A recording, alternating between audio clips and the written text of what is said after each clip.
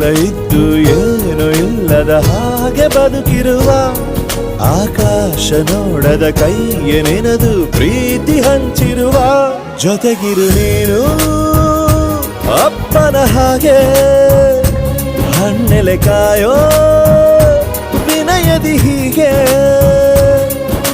ನಿನ್ನನು ಪಡೆದ ನಾವು ಪುನೀತ ಬಾಳು ನಗು ನಗುತ್ತಾ ಬೊಂಬೆ ಹೇಳುತ್ತೈತೆ ಮತ್ತೆ ಹೇಳುತ್ತೈತೆ ನೀನೇ ರಾಜಕುಮಾರ.